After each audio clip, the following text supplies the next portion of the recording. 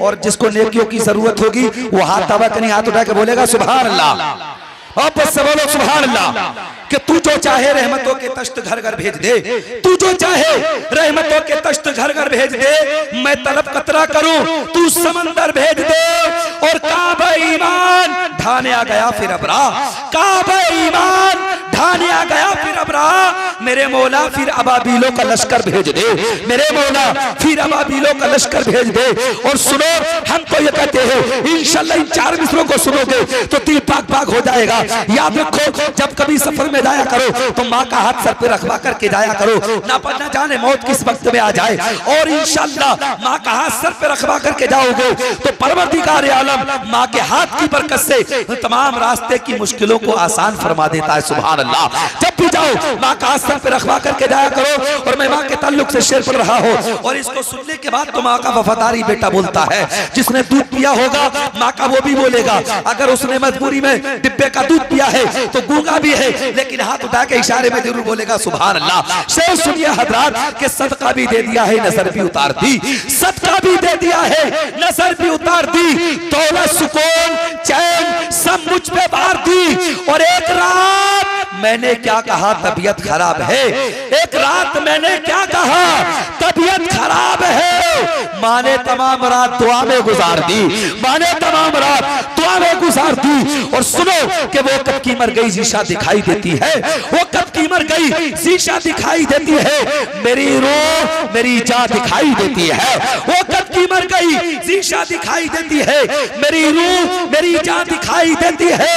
और मुसीबतों की जद में जो मैं कभी आता हूँ, मुसीबतों की जद में जो मैं कभी आता हूँ, दुआएं करती माँ दिखाई देती है, दुआएं करती माँ दिखाई देती है। हजरात अल्हम्दुलिल्लाह आप अपने माथे की निगाहों से देख रहे हैं हजरात। अल्हम्दुलिल्लाह मैंने अशारों को कल राजस्थान के बयाना जिला में पढ़ा, अल्हम्दुलिल्लाह मजमा भी बेइंतहा था लेकिन कोराम परपा हो गया। अल्हम्दुलिल्लाह माँ की मोहब्बत तो होती ऐसी है, अल्लाह ने माँ के कदम के नीचे जन्नत को रखा है। आप अपने माथे की निगाहों से देख रखे हैं। आलिम कुल मेरे पानी खतीब इलाशानी हजरत मौलाना डॉक्टर सैयद गुलाम जिलानी साहिब किबला कुर्सी खिताबत पर चल बकर है, बड़े ही अदब एहतराम के साथ हजरत अल्लामा की बारगाह में अरीज़ा पेश कर रहा हो कि वक्त की रफ्तार आपकी हसीन आंखों का इंतजार, सब है सामाइन की कतार, सब है माइल मुख्तार, कह रखे हैं बार बार क्या पाएं एक बार खतीब गौहरदार शहंशाह वक्तवार इल्म हिकमत की तलवार अल्लामा सैयद गुलाम जिलानी साहिब किबला मद्ददिल्लाहु नूरानी को पेश कर रहा हो। आ रखे हैं इल्म फसल के माहिर रक्षा, उलूम शरीयत के नजर ताबा, माहिर इल्म फन शरासे बस में सुखन, जिक्र का जाकिर, शराफत का शरीफ, उम्दा अदीब, बेहतरीन खतीब, शानदार अदीब को पेश कर रहा हो। तो आइए आगे से पीछे तक दाएं से बाएं तक सारा मजमा दोनों हाथ उठा करके नारे तकबीर रिसालत से इस्तकबाल कीजिए, खैर मकदम कीजिए और मोहब्बत से बोलिए नारे तकबीर। देखो जैसा खिताब होगा वैसा नारा भी होना चाहिए। अल्हम्दुलिल्लाह ये तो अल्हम्दुलिल्लाह जानते हो कहाँ से ताल्लुक रखते हैं। अगर इन्होंने ही हमको कबूल कर लिया तो यहाँ पर भी अल्लाह रब्बुल इज्जत हमें इज्जतदार बनाएगा और कल मरने के बाद जन्नत का हकदार बनाएगा। सुभान अल्लाह। तो नारे के बोलिए नारे तकबीर, नारे रिसालत, नारे गौसियत, मसलके आला हजरत, फैजाने आला हजरत, फैजाने ताजुश शरिया, जश्न दस्तार बंदी, मदरसा रज़ाए मुस्तफा, हजरत अल्लामा गुलाम जिलानी साहिब किबला, हजरत अल्लामा गुलाम जिलानी साहिब किबला। नारे तकबीर, नारे रिसालत। खुशबू तेरी चौखट की अदा मांग रखी है, खुशबू तेरी चौखट की अदा मांग रखी है, यूं बारिश रहमत घटा मांग रखी है। और तू आले नबी शाने वली, तू आले नबी शाने वली रूए अली है, ये महफिल तेरी आमद की दुआ मांग रही है। अल्लाह के रसूल सल्लल्लाहु अलैहि वसल्लम ने इरशाद फरमाया इन्नल्लाह ला यंजुरु इला सुवरिकुम वला इला अजसामिकुम वलाकिन यंजुरु इला कुलूबिकुम व इला अमालिकुम औ कमा क़ाल अलैहि सलातु वस्सलाम। हुजूर फरमाते हैं अल्लाह की शान ये नहीं कि अल्लाह रब्बुल इज्जत तुम्हारी जाहिरी शक्ल सूरत को देखे जी, बल्कि अल्लाह की शान ये है कि अल्लाह रब्बुल इज्जत तुम्हारे दिलों को देखता है। और बेशक सुभान अल्लाह सुभान अल्लाह सुभान अल्लाह। वाह वाह। तो जैसी नियत अल्लाह ताला वैसा ही अजर अता फरमाता है, और अगर अच्छी नियत नहीं होती तो फिर इंसान को अजर नहीं मिलता। मालूम ये हुआ कि अगर नीयत अच्छी है तो अजर मिलेगा, और अगर नीयत अच्छी नहीं है तो फिर अजर नहीं मिलेगा। इसलिए अच्छी नीयतें कर ले कि हम इंशाअल्लाह अल्लाह की रजा के लिए जो भी बयान होगा उसको सुनेंगे, और सुनने के बाद उस पर अमल करने की कोशिश करेंगे, और जो सुनेंगे वो दूसरों तक बातें पहुंचाएंगे। नियत है आप लोगों की? जी जी। कहिए इंशाअल्लाह। अब दूसरों तक बात पहुंचाने के ताल्लुक से एक हदीस पाक और सुन ले, फिर मैं अपनी गुफ्तगू आगे बढ़ाऊं। अल्लाह के रसूल सल्लल्लाहु अलैहि वसल्लम ने इरशाद फरमाया, बल्लिगू अन्नी वलौ आया, कि मुझसे जो तुम सुनो उसे आगे पहुंचा दो, अगरचे एक छोटी बात ही क्यों ना हो। जी सुभान। तो जब कोई बात सुने वो दूसरों तक पहुंचाओ, क्योंकि सुनने से भी सवाब मिलता है, और सुनने के बाद उसी बात को जब हम किसी और को बताएंगे तो हमारे बताने का भी सवाब मिलेगा। फिर अगर उस शख्स ने उस बात पर अमल किया उसको भी सवाब मिलेगा, और उसके अमल करने का हमें भी सवाब मिलेगा। फिर अगर उसने बात आगे तक पहुंचाई तो उसको भी सवाब मिलेगा। इसी तरह सिलसिला क़यामत तक चलता रहेगा।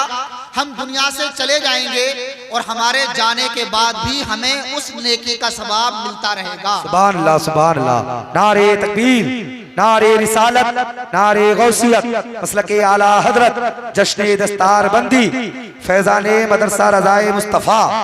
सुभान अल्लाह, सुभान अल्लाह। हदीस पाक में, सही मुस्लिम की हदीस पाक, अल्लाह के रसूल अलैहिस्सलाम ने इरशाद फरमाया कि 3 चीजों का जिक्र फरमाया। जब इंसान को मौत आ जाती है तो मरने के बाद उसका आमाल का सिलसिला बंद हो जाता है। ना वो नमाज पढ़ सकता है, ना रोजा रख सकता है, ना हज कर सकता है, ना ज़कात दे सकता है। मगर हुजूर ने 3 चीजों का जिक्र फरमाया कि 3 चीजों का सवाब मरने के बावजूद भी मिलता रहता है। उनमें से एक चीज क्या है? एक चीज है, हुजूर फरमाते औ इल्मिन युंतफउ बिही, या वो इल्म जिसके जरिए से लोग फायदा हासिल करें। तो जब तक लोग उस इल्म से फायदा हासिल करते रहेंगे, मरने वाले को, दुनिया से जाने वाले को उसका सवाब मिलता रहेगा। वाह वाह, सुभान अल्लाह, सुभान तड़के कहिए सुभान अल्लाह। ये सारी तमहीदी गुफ्तगू जो मैं कर रहा हूँ वो इसलिए ताकि आप अच्छी नियत के साथ बयान सुने, और जो भी आप सुने उसे दूसरों तक भी पहुंचाएं, ताकि आपको आने का मकसद आपका हल हो जाए। कलमा शरीफ पढ़िए, ला इलाहा इल्लल्लाह मुहम्मदुर रसूलुल्लाह सल्लल्लाहु तआला अलैहि वसल्लम। आज की इस महफिल का इनेकाद दस्तारे हिफ्ज़ के ताल्लुक से किया गया है। अल्लाह की बारगाह में समीम कल्ब से दुआ गो हूं, अल्लाह रब्बुल इज्जत इस दस्तार के मौके पर जो हुफ़ाज़ हाफिज हुए उन्हें हाफिज कुरान के साथ साथ आमिल कुरान भी बनाए, आलिम कुरान भी बनाए। आमीन। और अल्लाह हमें भी तौफीक दे कि हम कुरान को समझें, कुरान को सीखें, कुरान को पढ़ें और कुरान पर अमल करें। जोर से कह दो आमीन। आमीन। अरे भाई, हमारी तो फायदे की बात है ना, किसी और के फायदे की तो बात है नहीं। तो जब फायदे की बात हुआ करे तो आमीन कह लिया करो, क्योंकि आमीन कहने वाला भी दुआ करने वाले की तरह होता है। बेशक। और जब बंदा आमीन कहता है तो अल्लाह रब्बुल इज्जत, एक जिसने दुआ की और दूसरा जिसने आमीन कहा, अब अगर इन दोनों में हो सकता है कोई ऐसा बंदा हो जो अल्लाह की बारगाह में ज्यादा महबूब है, तो उसके वसीले से अल्लाह दोनों की दुआओं को कबूल फरमा लेता है। समझ रहे हैं आप? तो कुछ नहीं पता कि हम में से कौन अल्लाह का मुकर्रब बंदा है। कोई नहीं कह सकता कि मिंबर पर है वो, या फिर वो आप लोगों में से है। लेकिन नियत ये करें कि जो भी नेक बंदा है अल्लाह ताला उसके वसीले से हमारी दुआओं को कबूल फरमा ले। तो जब कोई दुआ की जाए तो उस पर आमीन कहा करो। समझे आप? दुआ के लिए कहा गया है दुआ मुखुल लिल इबादा, दुआ इबादत का मग़ज़ है, और मग़ज़ को छोड़ दे इबादत करते रहे तो ये भी समझदारी की बात नहीं है। अब आइए मैं मेन मौजू की तरफ चलता हूं। अल्लाह रब्बुल इज्जत ने अपनी मुक़द्दस किताब, वो किताब जिस किताब को अल्लाह ताला ने अपने प्यारे महबूब जनाब अहमद मुजतबा मोहम्मद मुस्तफ़ा सल्लल्लाहु ताला अलैहि वसल्लम, सय्यद आलम सल्लल्लाहु अलैहि वसल्लम की ज़ात बाबरकत पर नाजिल फरमाई। वो किताब जिस किताब के ताल्लुक से अल्लाह ने कुरान में वाज़े तौर पर फैसला फरमा दिया, ज़ालिकल किताबु ला रैब फीह, ये वो किताब है जिसमें शक की कोई गुंजाइश नहीं, इसमें शक नहीं किया जा सकता। अगर कोई शख्स कुरान में शक करता नजर आए तो हरगिज वो कुरान की वजह से नहीं, बल्कि ये उसकी अक्ल का फतूर है। इसलिए कि जिन लोगों ने कुरान को समझा, कुरान को इंसाफ की नजर से पढ़ा, तासुब का ऐनक हटाकर कुरान को इंसाफ की नजर से अगर उन्होंने कुरान को पढ़ा और समझा, तो यकीन माने तारीख इस बात पर शाहिद है, लोगों का मुशाहदा है कि ऐसे लोग जिन्होंने इंसाफ के तनाजुर में रह करके कुरान की तिलावत की, कुरान को समझने की कोशिश की, अल्लाह ने उन्हें ईमान की दौलत से सरफराज। बेशक, सुभान अल्लाह, सुभान अल्लाह। तो कुरान में अगर कोई शक करे तो कुरान में वो शक नहीं, बल्कि वो इंसान की अपनी अक्ल की कमी की वजह से शक करता नजर आता है। और आज भी मेरा ये खुला चैलेंज है, और मेरा नहीं बल्कि ये कुरान का चैलेंज है। कुरान फरमाता है व इन कुंतुम फी रैबिन मिम्मा नज़्ज़लना अला अब्दिना फातू बिसूरतिन मिन मिस्लिही वदउ शुहदाकुम। अल्लाह फरमाता है अगर तुम, हमने जो किताब नाजिल फरमाई, अगर तुम उस किताब में शक करते हो कि ये किताब अल्लाह की तरफ से नाजिल हुई कि नहीं हुई, तो याद रखो तुम इसके मिसल कोई आयत, कोई सूरत को लेकर आओ। और सिर्फ अल्लाह ने ये ना कहा कि तुम अकेले लेकर आओ, बल्कि अल्लाह ने फरमा दिया कि तुम तमाम के तमाम इकट्ठे हो जाओ, अपने दोस्तों को, अपने अहबाब को, अपने मानने वालों को, अपने हमजोलियों को, सबको इकट्ठा कर लो, सबको एक साथ कर लो, उसके बाद लेकर आओ, कुरान के मुकाबले में लेकर आओ। कसम खुदा की, पूरी दुनिया की ताकतें, कुव्वतें, इल्म, तसर्रुफ सब कुछ फना हो जाएगा, खत्म हो जाएगा, मगर कुरान के एक हर्फ की तरह भी कोई नहीं ला सकता। इसलिए कि है कौले मोहम्मद, कौले खुदा, फरमान ना बदला जाएगा, बदलेगा जमाना लाख, मगर कुरान ना बदला जाएगा। सुभान अल्लाह, सुभान अल्लाह, सुभान अल्लाह, सुभान अल्लाह, सुभान। तो अल्लाह ने फरमा दिया ज़ालिकल किताबु ला रैब फीह। अच्छा, पीछे वाले हाथ उठाकर मुझे एक बार ये बता दें कि अभी जो मेरी गुफ्तगू हुई वो आप लोगों के समझ में आई कि नहीं आई, वरना ईको को थोड़ा और कम करा दें। ईको थोड़ा सा कम कर दीजिए, सही चल रहा है, आवाज साफ आ रही है पीछे। तो अल्लाह ने क्या फरमाया, ज़ालिकल किताबु ला रैब फीह, ये वो किताब है जिसमें कोई शक की गुंजाइश नहीं। कोई शक अगर करे तो वो कुरान की वजह से नहीं, कुरान में कमी हो इसलिए नहीं, बल्कि इंसान की अपनी अक्ल का कसूर है। इसलिए कि कुरान में अल्लाह ने इसी किताब के ताल्लुक से इरशाद फरमाया इन्ना नहनु नज़्ज़लना ज़िक्र व इन्ना लहू लहाफ़िज़ून, बेशक हमने ही कुरान को नाजिल फरमाया और हम ही इस कुरान की हिफाजत करने वाले हैं। कुरान से पहले और भी किताबें अल्लाह ने नाजिल फरमाई, तौरात नाजिल हुई, इंजील नाजिल हुई, ज़बूर नाजिल हुई, इसके अलावा और भी सहीफे अल्लाह ने अपने नबियों पर नाजिल फरमाए, मगर उन किताबों के ताल्लुक से, उन सहीफों के बारे में अल्लाह ने हिफाजत का जिम्मा अपने ऊपर ना लिया। मगर जब कुरान की बारी आई, जब कुरान का नंबर आया, जब कुरान को नाजिल करने का मामला आया, तो अल्लाह ने खुले तौर पर कुरान में ये चैलेंज इरशाद फरमाया। इरशाद हुआ इन्ना नहनु नज़्ज़लना ज़िक्र, बेशक हमने ही कुरान को नाजिल किया, व इन्ना लहू लहाफ़िज़ून, और बेशक हम ही इस कुरान की हिफाजत करने वाले। अब यहां एक नुक्ते की बात बताता हुआ चलूं, जो मैं इस आयत के तहत गुफ्तगू करते हुए अर्ज करता हूं, और वो क्या है, तवज्जो से सुने। कुरान का कलाम किसका है? अल्लाह का है जी। और अल्लाह के कलाम में कोई शक कर सकता है? नहीं कर सकता। अल्लाह का कलाम तो बगैर किसी शक के है, शक हो ही नहीं सकता। जी जी, हक बात। उसके बावजूद अल्लाह ने क्या फरमाया, इन्ना, इन्ना का लफ्ज आया, और इन्ना अरबिक ग्रामर के अंदर इन्ना के माने आते हैं बेशक, जबकि कुरान में कोई शक नहीं, कलाम इलाही में कोई शक नहीं। उसके बावजूद अल्लाह ने इस कलाम की जब इब्तिदा फरमाई, तवज्जो है, जब इस कलाम को, जब इस चैलेंज को अल्लाह ने वाज़े तौर पर कुरान में जिक्र फरमाया, तो पहले अल्लाह ने बेशक का लफ्ज जिक्र फरमाया। क्यों? जबकि यहाँ जरूरत नहीं थी। अगर खुदा चाहता तो डायरेक्ट फरमा सकता था अना नहनु नज़्ज़लना ज़िक्र, मगर अल्लाह ने फरमाया इन्ना, बेशक हमने। क्यों फरमाया? इसलिए ताकि ताकीद दर ताकीद हो जाए, कलाम के अंदर जोर पैदा हो जाए, कलाम में और मजबूती आ जाए, और जो लोग अगर शक करने की तरफ जाना भी चाहते हो तो उनका जहन फौरन पलट कर आ जाए और वो इस बात पर मानने पर मजबूर हो जाए कि जो कलाम इलाही है उसमें कोई शक की गुंजाइश कभी हो ही नहीं सकती। बेशक बेशक, सुभान अल्लाह।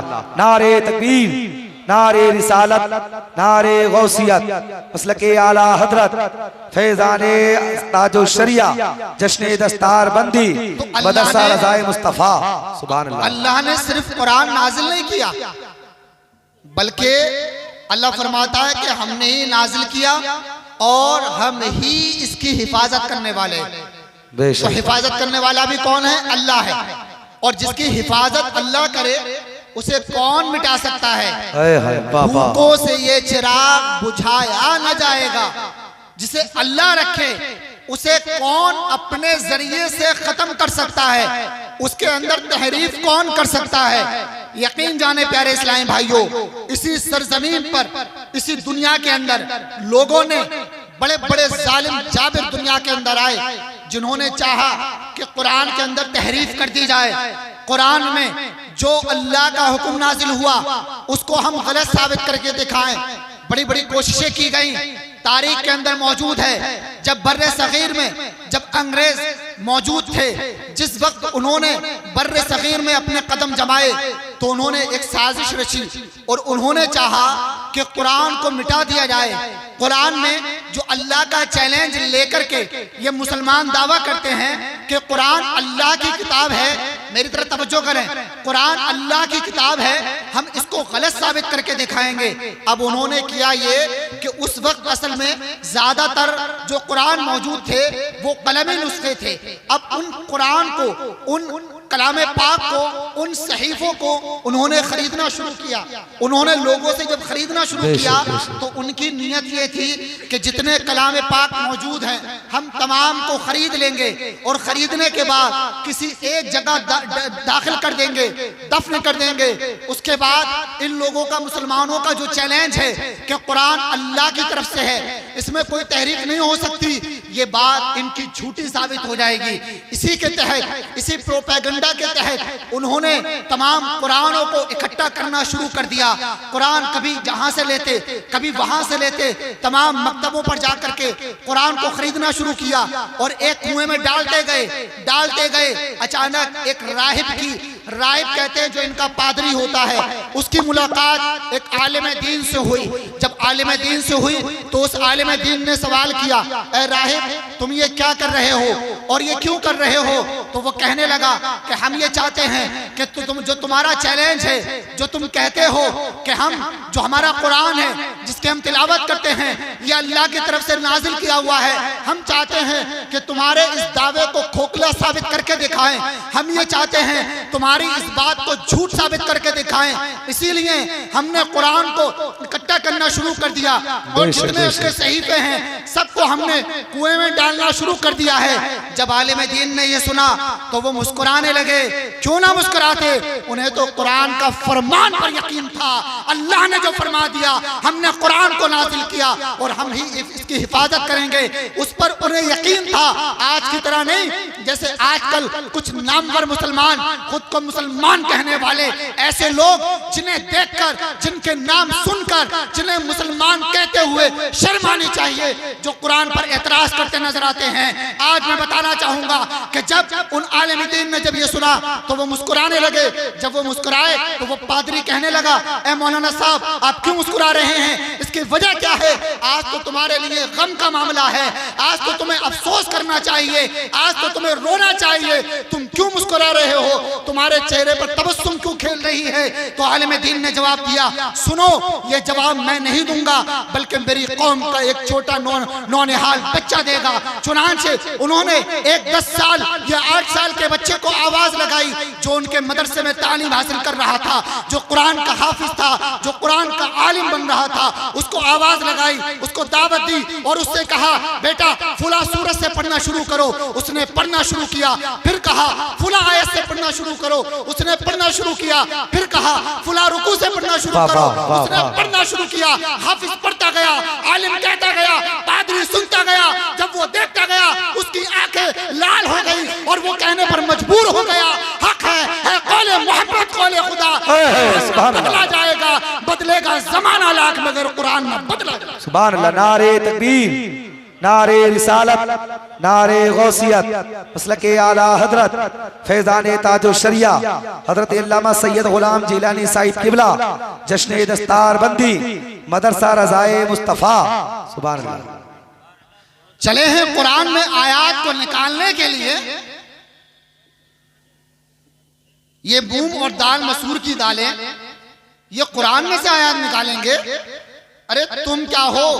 तुम्हारे बड़े बड़ों ने बड़ी कोशिशें की कुरान को हटाने की, कुरान को मिटाने की, मगर कसम खुदा की अल्लाह ने जो चैलेंज कुरान में वाज़े तौर पर ऐलान फरमा दिया, इन्ना नहनु नज़्ज़लना ज़िक्र व इन्ना लहू लहाफ़िज़ून, बेशक हमने ही कुरान को नाजिल किया और हम ही इसकी हिफाजत करेंगे। जब अल्लाह ने खुद हिफाजत की जिम्मेदारी अपने ऊपर ले ली है तो इस कुरान को कोई भला कैसे मिटा सकता है? अब आप सोचेंगे कि हिफाजत की जिम्मेदारी तो ले ली मगर उसके लिए कुछ मामला है। बिल्कुल है, ये बात तो अज़हर मिन अश-शम्स है और इसको मंतिक ज़बान के अंदर बदीही कलाम कहा जाता है, जिसमें कोई गौर व फिक्र की जरूरत ना हो। अब आप सोचेंगे कि गौर व फिक्र की जरूरत क्यों नहीं है, तो सुनो, आप ही की बस्ती के अंदर, आप ही के मदरसे के अंदर हाफिज कुरान जो पैदा हो रहे हैं, ये दलील है इस बात पर कि ये कुरान की हिफाजत करेंगे।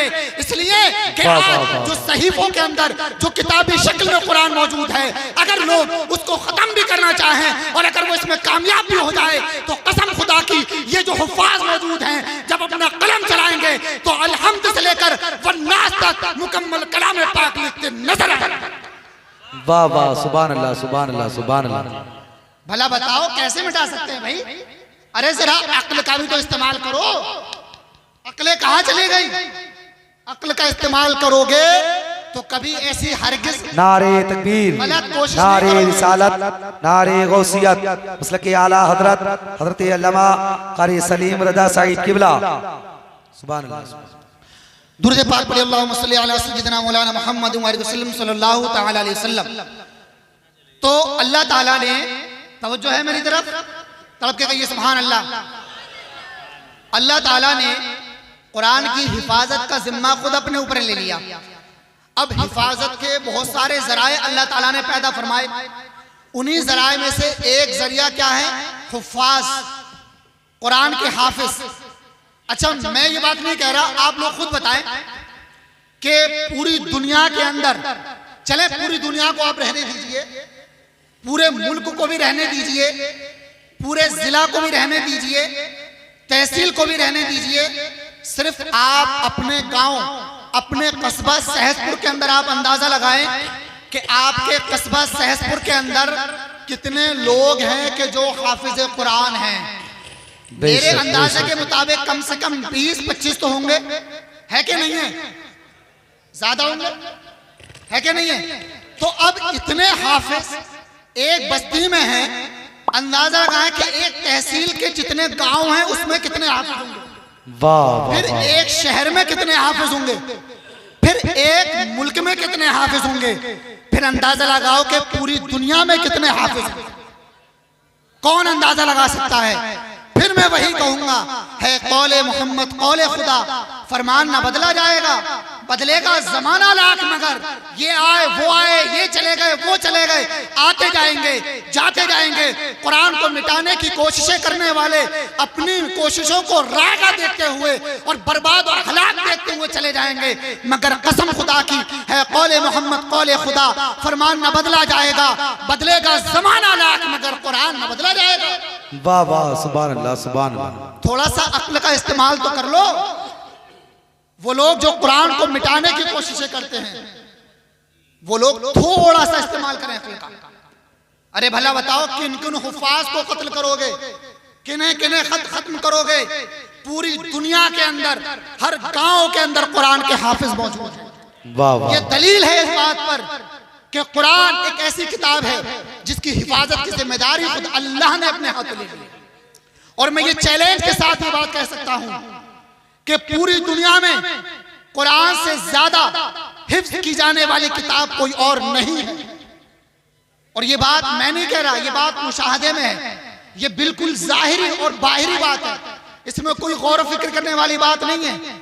तो हिफाजत क्यों ना हो, अल्लाह ने खुद कुरान में कह दिया, इन्ना नहनु नज़्ज़लना ज़िक्र, बेशक हमने ही कुरान को नाजिल फरमाया, व इन्ना लहू लहाफिज़ून, और हम ही इस कुरान की हिफाजत करेंगे।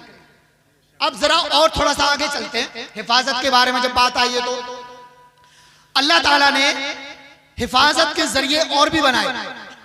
अब जैसे कुरान में बहुत से, कुरान एक ऐसी किताब है मेरे इस्लामी भाइयों, याद रखिए कि पूरा ज़ाब्ता-ए हयात शुरू से लेकर आखिर तक पूरे का पूरा कुरान पाक के अंदर मौजूद है।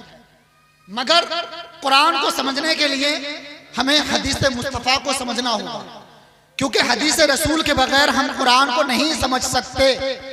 जरूरी है कि कुरान को अगर समझें तो हदीस मुस्तफ़ा को भी समझें, कि कुरान को हदीस मुस्तफ़ा के बगैर नहीं समझ सकते। ये जो बात मैं कह रहा हूं आपसे, पता है क्यों?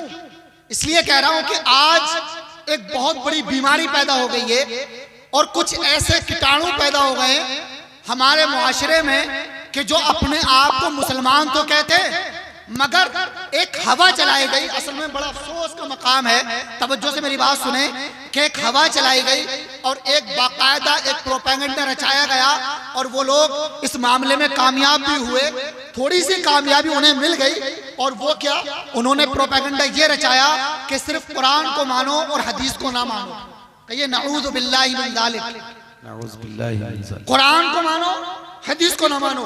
उनसे सवाल किया गया कि भाई क्यों नहीं माने हदीस को, और ये लोग वो हैं कि जिनको अहले कुरान या नेचवी कहा जाता है। जब इनसे सवाल किया गया कि हदीस को क्यों नहीं मानो, तो कहने लगे क्योंकि अल्लाह की तरफ से जो कुरान नाजिल हुआ है हम तो उसी को मानेंगे, हदीस को नहीं मानेंगे। मगर फिर वही बात आ गई कि इन्होंने कभी अक्ल के घोड़े नहीं दौड़ाए, कभी इन्होंने अपनी अक्ल का इस्तेमाल ना किया। अरे अल्लाह की शान तो वो है कि जिस अल्लाह ने हमें, जहां अल्लाह ताला ने हमें जिस्म अता फरमाया, वहीं अल्लाह ताला ने हमें अक्ल सलीम भी अता फरमाई। बेशक हक बात, सुभान अल्लाह। अब अक्ल सलीम जो दी है वो किस लिए दी है? अक्ल सलीम इसलिए दी है कि हमें ये सोच लें कि रात को क्या पकना है, दोपहर में क्या बनना है। अक्ल सलीम सिर्फ इसलिए दी है कि हमारे प्लाटिंग का मामला कैसा चल रहा है। अक्ल सलीम सिर्फ इसलिए दी है कि हमारे बच्चों का मामला कैसा चल रहा है, तालीम कैसी चल रही है, कॉलेज में हमारे बच्चे जा रहे हैं कि नहीं जा रहे हैं। नहीं, अक्ल सलीम इसलिए भी दी है ताकि सही तौर पर इस्लामी नुक्ता नजर से आप अपनी जिंदगी को सही माना में गुजार सकें, वरना ये आपकी अक्ल किसी काम की नहीं। अब अगर वो लोग कि जो अपने आप को अहले कुरान कहते हैं, जो दावा करते हैं हम कुरान पर अमल करते हैं, मैं उनके दावे को खोखला समझता हूं, इसलिए कि वो हकीकी माना में कुरान पर भी अमल नहीं करते। इसलिए कि अल्लाह ताला ने कुरान पाक के अंदर इरशाद फरमाया, अर्रहमान अल्लमल कुरान, कुरान अल्लाह वो है कि जिसने, रहमान वो है कि जिसने कुरान को सिखा दिया। अब कुरान किसे सिखाया? हुजूर सल्लल्लाहु अलैहि वसल्लम को सिखाया। अब बताइए क्या हुजूर से ज्यादा कोई कुरान जानने वाला है? नहीं। बताइए आप लोग, जोर से बोलो ना। अरे हुजूर की बात आई है तब तो बोल दो। कुरान को हुजूर से ज्यादा जानने वाला नहीं, तो जब कुरान को हुजूर से ज्यादा जानने वाला नहीं, तो फिर तुम मूंग और मसूर की दाल कौन हो सकते हो जो ये चैलेंज करते हो कि हम हदीस रसूल को छोड़कर कुरान पर अमल कर लेंगे? हरगिज़ नहीं हो सकता कुरान पर अमल, इसलिए कि कुरान में अल्लाह ने फरमाया वाक़िमुस्सलाह, नमाज कायम करो। मगर रुकू और सुजूद का तरीका क्या है ये कुरान में कहा है।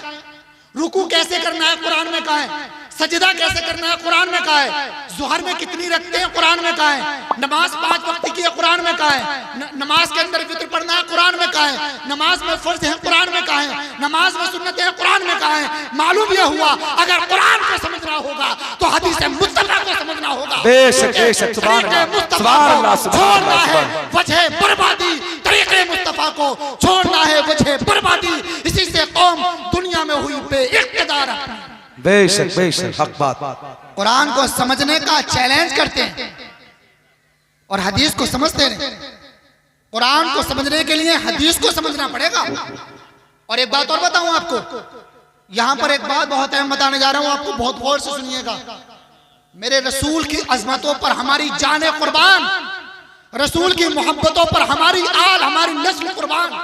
मेरे नबी की शान तो वो शान है कि अल्लाह ताला ने, मैं यहां पर एक खुला चैलेंज करना चाहता हूं, पूरी दुनिया के अंदर अल्लाह ताला ने किसी इंसान की बातों को जैसा हुजूर सल्लल्लाहु अलैहि वसल्लम की गुफ्तगू और आपके अमाल, आपके हरकत और सकनात को जिस तरह अल्लाह ने महफूज रखा है, इस तरह पूरी दुनिया के अंदर किसी इंसान की बातों को महफूज नहीं रखा। बेशक बेशक हक बात। ये चैलेंज तो मैंने कर दिया, मगर इसकी दलील भी तो होनी चाहिए। हजरत ने ऐलान किया था कि जब कोई बात करें तो उस पर दलील भी होनी चाहिए। तो बात जो की जाएगी उस पर दलील इंशाअल्लाह पेश की जाएगी। तो दावा क्या है? दुरूद पाक पढ़िए, अल्लाहुम्मा सल्ली अला सय्यिदिना मौलाना मुहम्मद सल्लल्लाहु तआला अलैहि वसल्लम। दावा क्या है? दावा यह है कि अल्लाह ने, क्योंकि हिफाजत करने वाला कौन है? जोर से बोलो, अल्लाह। इज्जत देने वाला कौन है? अल्लाह। जिल्लत देने वाला कौन है? अल्लाह। व तुइज़्ज़ु मन तशा व तुज़िल्लु मन तशा, जिसे चाहे इज्जत दे, जिसे चाहे जिल्लत दे। व तंज़िउल मुल्का मिम्मन तशा, जिससे चाहता है वो मुल्क को छीन लेता है।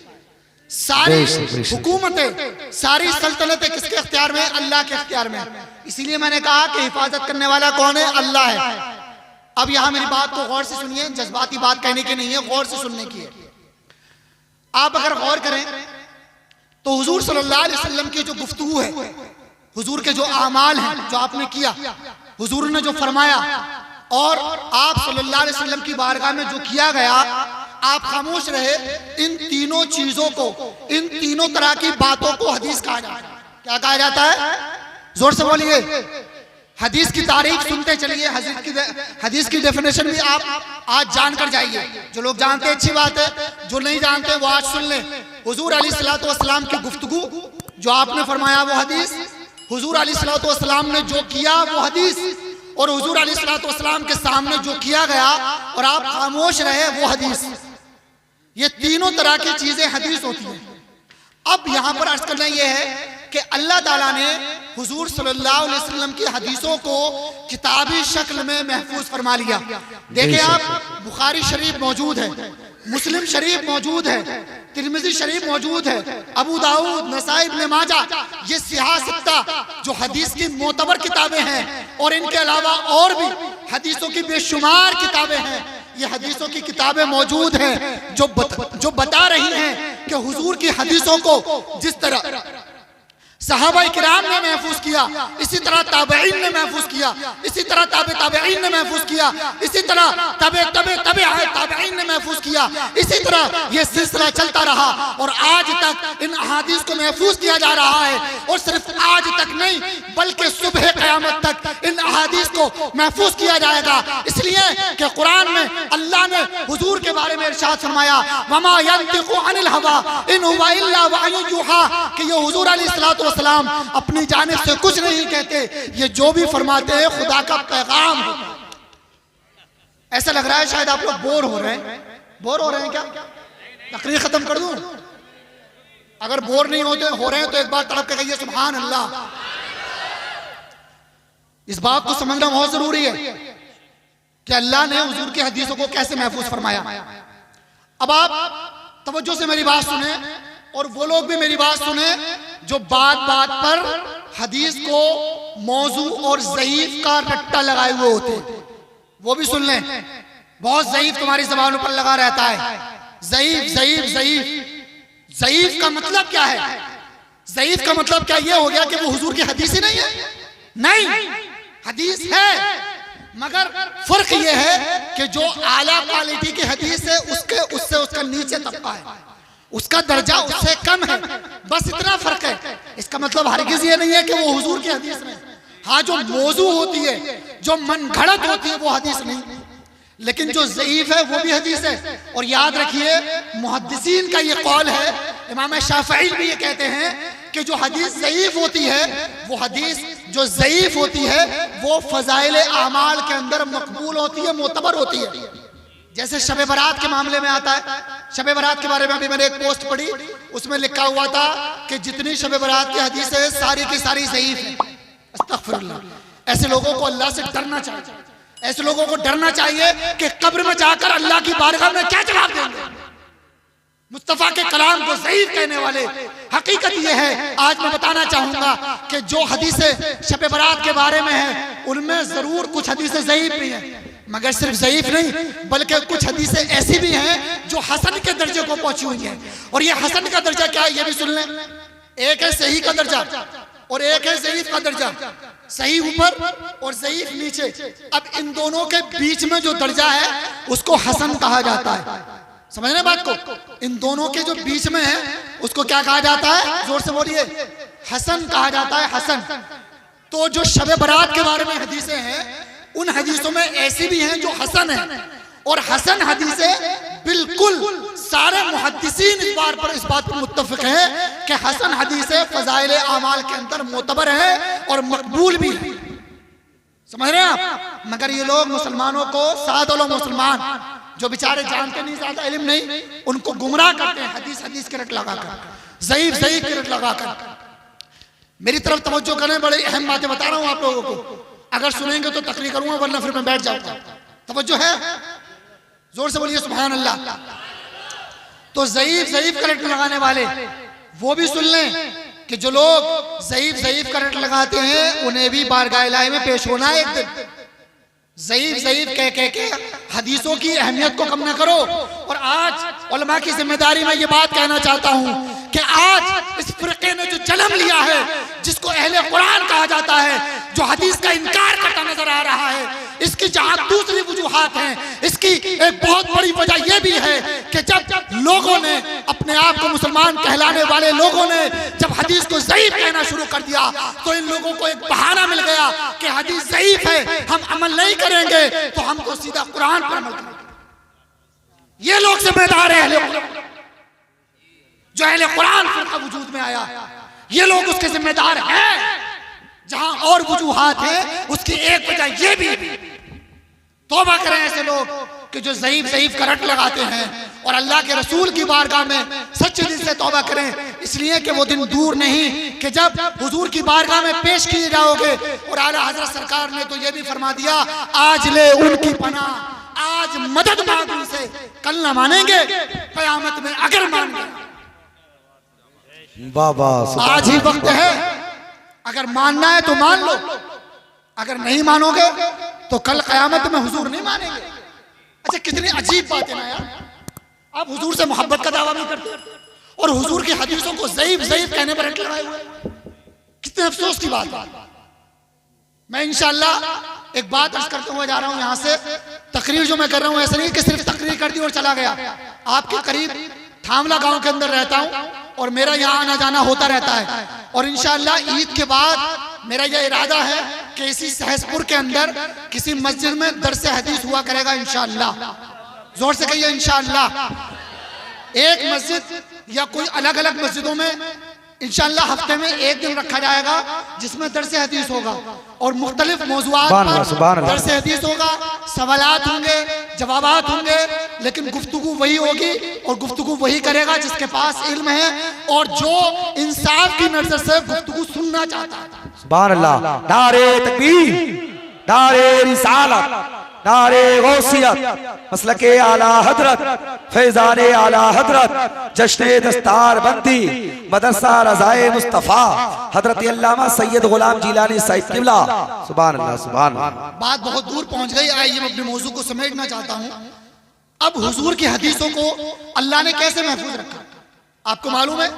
हदीस समझने के लिए, अच्छा एक बहुत अहम बात और मैं बताता हुआ चलूं, मेरी तरफ पूरी तवज्जो करें आप लोग। तवज्जो है? हदीस के मामले में बड़े जरी होते हैं लोग और डायरेक्ट एकदम बगैर इल्म वाले, जिन्हें सही तौर पर इस्तिंजा करने का तमीज नहीं होता, वो लोग कि जिन्हें सही माना में उर्दू पढ़ना नहीं आती, अंग्रेजी जबान में सही बुखारी और सही मुस्लिम पढ़ने के बाद दावा करते फिरते हैं कि यह हदीस ज़ईफ है, यह हदीस मौजू है। अफसोस करना चाहिए ऐसे लोगों को, इसलिए कि हदीस समझने के लिए सिर्फ तर्जमा समझ लेना काफी नहीं, हदीस समझने के लिए दूसरी जबान में हदीस का तर्जुमा जानना काफी नहीं, बल्कि हदीस समझने के लिए तकरीबन 20 उलूम का जानना जरूरी है। बेशक हक बात है। 20 उलूम का जानना जरूरी है, और ये मैं कम बता रहा हूं, इससे भी ज्यादा उलूम है। समझिए आप, उन उलूम के जाने बगैर आप हदीस पर हुक्म नहीं लगा सकते कि ये हदीस सही है कि ज़ईफ है। समझिए आप, और ये मूंग ना मसूर की दाल, इनके औकात क्या है, हदीस को ज़ईफ कहते नजर आते हैं। जिन्हें सही मानों में तर्जुमा पढ़ना नहीं आता, जिन्हें सही से उर्दू पढ़ना नहीं आती, जिन्हें अरबी पढ़ना नहीं आती, ये लोग जो दूसरी जबानों में, इंग्लिश में या हिंदी में तर्जुमा पढ़ने के बाद ऐलान करते नजर आते हैं कि यह हदीस ज़ईफ है, यह हदीस फुला है, यह हदीस फुला है। अफसोस है ऐसे लोगों पर। तो कभी भी ऐसे लोगों के धोखे में ना आना, बल्कि अगर तुम्हें कोई बहकाए तो अपने उलमा के पास आओ, उलमा से समझो, उलमा से सीखो। आज हमारी सबसे बड़ी जो कमी है वो है दीन से दूरी, इल्म से दूरी। यही वजह है कि आज हमारे लोगों के अंदर न जाने कैसे कैसे शुकूक व शुबहात पैदा होते नजर आ रहे हैं। इल्म के करीब आओ, उलमा से मोहब्बत करो, उलमा के करीब आओ, उलमा से दीन सीखो। अगर नहीं सीखोगे तो याद रखो तुम्हारी आने वाली नस्ल का न जाने कौन निगहबान। अल्लाह ताला हमारी आने वाली नस्ल की हिफाजत फरमाए। तो अब ये उलूम जो रखे गए हदीस के, ये सारे उलूम क्यों रखे गए? जैसे उलूम में से एक तखरीज हदीस है, असानीद हदीस है, इसी तरह से मतन हदीस है, इसी तरह से असानीद हदीस है, मनाहिज मुहद्दिसीन है। ये इस तरह कितने उलूम हैं। ये सारे उलूम जो रखे गए हैं वो इसलिए रखे गए हैं ताकि हदीस मुस्तफ़ा की हिफाजत की जाए। सुभान अल्लाह। और हदीस मुस्तफ़ा की हिफाजत क्यों हो रही है? इसलिए कि हदीस मुस्तफ़ा के बगैर कुरान को नहीं समझा जा सकता। कुरान को अगर समझना है तो हदीस मुस्तफ़ा को समझना होगा। तो अल्लाह के रसूल सल्लल्लाहु अलैहि वसल्लम की हदीस के बगैर हम कुरान नहीं समझ सकते। कुरान को समझने के लिए हदीस को समझना होगा, और हदीस को समझने के लिए हदीस की जो शुरुआत है उनको पढ़ना होगा, उनको समझना होगा।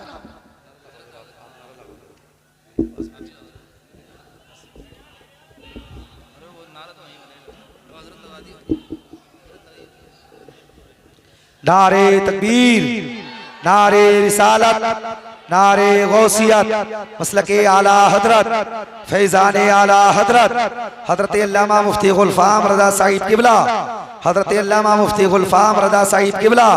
नारे तकबीर, नारे रिसालत, नारे गौसियत, मसलके आला हजरत, हजरत अल्लामा मुफ्ती गुलफाम रज़ा साहिब किबला, हजरत अल्लामा मुफ्ती गुलफाम रज़ा साहिब किबला।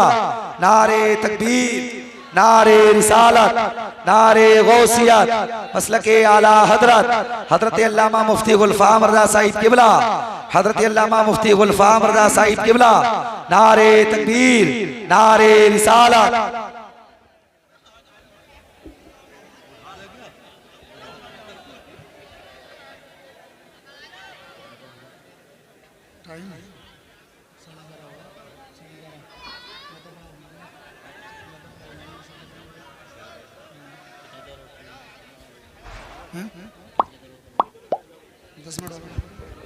आप लोग तशरीफ रखें, प्लीज सिट डाउन।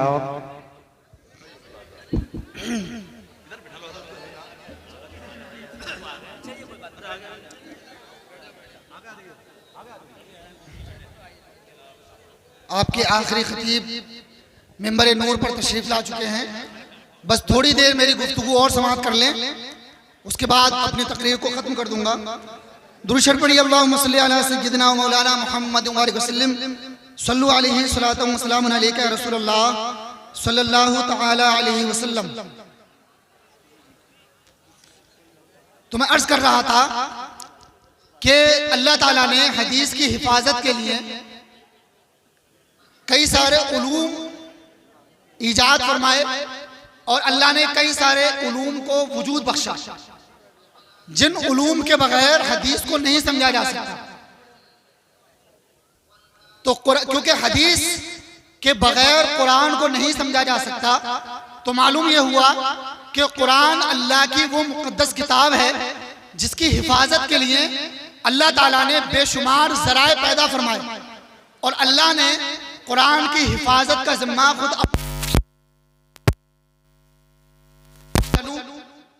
कि मामून रशीद की बारगाह में एक यहूदी आया और वो बड़ी जबरदस्त इल्मी गुफ्तगू कर रहा था। जब मामून रशीद ने उसकी गुफ्तगू को सुना, मेरी तरफ तवज्जो है आप लोगों की, जोर से बोलिए सुभान अल्लाह। मामून रशीद की बारगाह में जब वो यहूदी गुफ्तगू कर रहा था और बड़ी इल्मी गुफ्तगू थी, तो मामून रशीद ने उससे कहा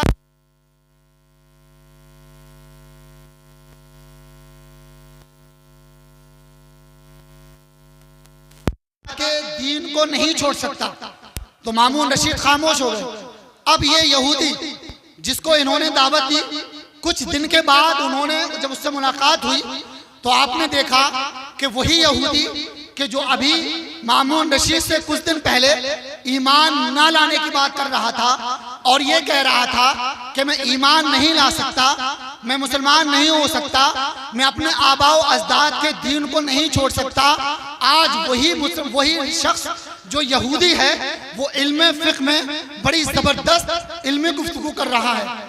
तो जब हज़रत मामून रशीद ने ये देखा तो आप फरमाने लगे कि तुम तो मुसलमान नहीं थे, आज मुसलमान कैसे हो गए? तो वो कहने लगा मामला ये है कि जब तुमने मुझसे ये कहा तो मैंने थोड़ा गौर व फिक्र किया और गौर व फिक्र करने के बाद मैं इस नतीजे पर पहुंचा और मैंने ये सोचा कि मैं तीनों मज़ाहिब यानी यहूदियत, ईसाइयत और इस्लाम, इन तीनों मज़ाहिब की किताबों का इम्तहान लूंगा और मैं देखूंगा कि कौन सी किताब हक पर है। चुनांचे वो यहूदी कहने लगा मैंने अपने कलम से 3 नुस्खे तौरात के लिखे और लिखने के बाद उसमें कुछ कमी और बेशी की और लिखने के बाद मैं यहूदियों के पास गया और जाने के बाद मैंने उस नुस्खे को उनको फरोख्त कर दिया और उन्होंने उस नुस्खे को खरीद लिया और मुझसे कुछ नहीं कहा। फिर उसके बाद मैंने कुछ नुस्खे जो है वो इंजील के लिखे और लिखने के बाद जब मैं ईसाइयों के पास गया और जब मैंने उनको बताया तो उन्होंने मुझसे वो नुस्खे खरीद लिए और मैंने इंजील के अंदर भी कमी और बेशी कर दी थी, मगर मैंने फिर उसके बाद कुरान के 3 नुस्खे लिखे और लिखने के बाद मैंने उसके अंदर भी कुछ कमी और बेशी कर दी और करने के बाद जब मैं मुसलमानों के पास गया और जैसे ही मैंने उनको उनके सामने कुरान के नाम से जब उनको कुरान बेचा और उन्होंने जब लिया तो उन्होंने पहले खरीदा नहीं बल्कि कुरान को पढ़ना शुरू किया, जगह जगह पढ़ते गए।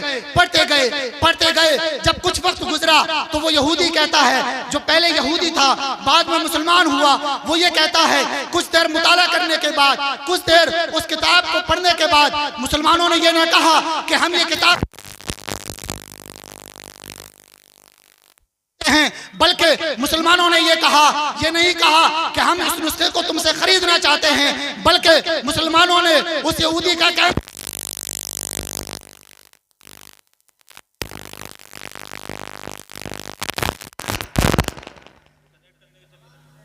जब सही चल रहा है तो क्यों परेशान कर रहे हैं?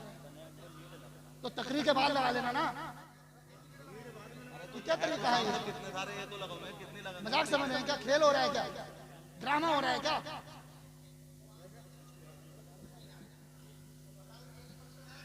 किसी की लाइट बंद, आप किसी की लाइट बंद लगाओ।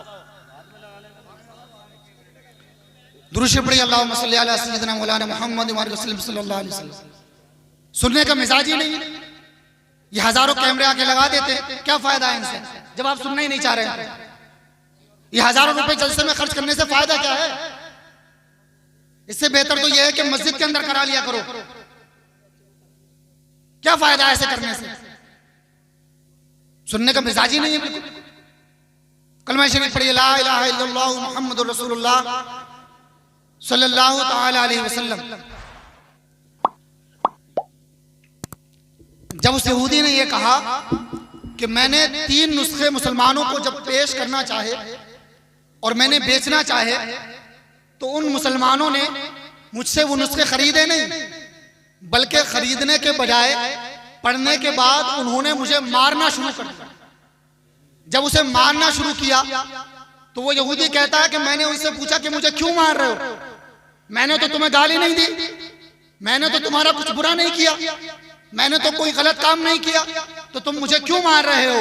तो मुसलमानों ने कहा क्या तू हमें यह समझता था कि तू हमारे कुरान के नाम से कोई किताब लेकर आएगा और उसके अंदर तहरीफ करेगा, अपनी तरफ से कमी बेशी करेगा और हमें कुरान के नाम से किताब ला करके बेचेगा और हम उसको खरीद लेंगे, तो सुन ले, हमारी कौम का बच्चा जो 8 साल का, 10 साल का, 12 साल का, 15 साल का, हमारी कौम के ये बच्चे हुआ करते हैं और ये आम बच्चे नहीं होते, बल्कि अल्लाह के करम से यही बच्चे जो 8 साल के हैं, जो 10 साल के हैं, जो 15 साल के हैं, अल्लाह की अता से, उसके करम से अपने सीनों में मुकम्मल कलाम पाक, मुकम्मल कुरान पाक को महफूज कर लिया करते हैं। तो उस यहूदी ने कहा, मैंने समझ लिया और जान लिया यही वो किताब है जिसको कुरान कहा जाता है, जिसकी हिफाजत अल्लाह ने अपने ऊपर ले ली है और कुरान को दुनिया चाहे कितना भी मिटाने की कोशिश करे कभी नहीं मिटा सकती, इसलिए कि है कौले मोहम्मद, कौले खुदा,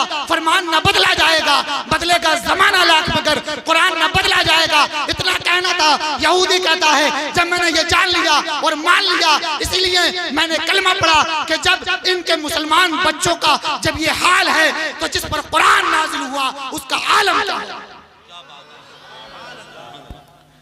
लेकिन आज हमने कुरान को सिर्फ और सिर्फ जीनत बना लिया।